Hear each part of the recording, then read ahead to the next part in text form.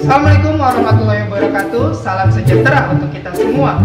Hai Sobat Pendidikan, selamat datang di channel ini. Dan kalau kalian suka sama video ini, jangan lupa klik tombol like. Dan kalau kalian tidak suka dengan video ini, silahkan klik tombol dislike. Selalu Jangan lupa subscribe channel ini dengan cara klik tombol subscribe ke ini. Dan untuk sobat-sobat pendidikan, jangan lupa klik tombol loncengnya untuk mendapatkan notifikasi channel YouTube karena Belajar itu sangat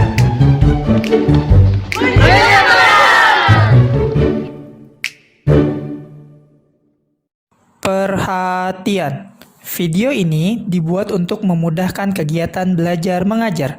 Silakan digunakan sebijak mungkin tanpa merubah atau mengganti konten video yang ada dalam video ini tanpa seizin channel ini. Selamat menyaksikan. Halo teman-teman, tahukah kalian apa itu pasar internasional? Pengertian, pasar internasional adalah pasar yang meliputi seluruh kawasan di dunia. Pasar internasional melampaui ekspor pemasaran dan menjadi lebih terlibat dalam lingkungan pemasaran di negara-negara tempat suatu organisasi melakukan bisnis. Definisi, pasar internasional adalah tempat bertemunya penjual dan pembeli dari berbagai negara untuk melakukan transaksi, jual beli barang atau jasa. Beberapa manfaatnya yaitu 1. Perusahaan bisa mendapatkan bahan baku dan sumber daya, produksi dengan harga yang lebih murah. 2. Pasar bisa diperluas dan produktivitas bisa ditingkatkan. 3. Persaingan bisa meningkat dan kesejahteraan masyarakat bisa meningkat. 4. Pertumbuhan ekonomi global bisa meningkat. Contohnya, pasar lelang tembakau Indonesia di Jerman pada tahun 1959. Lelang tembakau Indonesia dipindahkan ke Bremen, Jerman Barat pada tahun 1986. Lelang tembakau Jawa di Bremen terganggu karena kapal pengangkut terlambat. Akibatnya, jadwal lelang diundur, tembakau menumpuk dan harga jatuh. Pasar kopi di Brasil. Brasil telah menjadi produsen kopi terbesar di dunia selama lebih dari 150 tahun. Pada tahun 2022 tahun 2023, Brasil memproduksi 62,6 juta kantong kopi. Pasar internasional berbeda dengan pasar nasional yang hanya melayani permintaan dan penjualan dari dalam negeri. Jenis-jenisnya.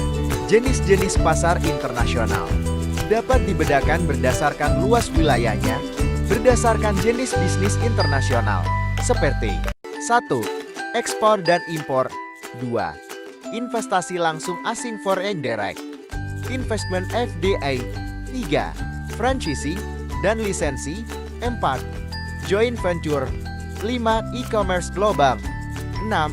Outsourcing. Perdagangan internasional mengacu pada pertukaran barang dan jasa antara negara-negara di dunia. Perdagangan internasional ada dalam dua jenis, yaitu ekspor yang terdiri dari pengiriman produk untuk menguntungkan negara lain, impor yang terdiri dari membawa produk asing ke wilayah tertentu. Contoh impor dalam pasar internasional adalah 1. Impor minyak dari negara-negara Timur Tengah. 2. Impor beras dari negara-negara seperti Thailand, Vietnam, India, dan Pakistan. 3. Impor mesin dan peralatan mekanik dari Jepang.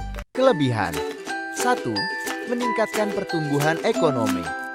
Perdagangan internasional dapat mendorong pertumbuhan ekonomi dan meningkatkan pendapatan negara. Unsur-unsur pasar. 2. Memenuhi kebutuhan dalam negeri.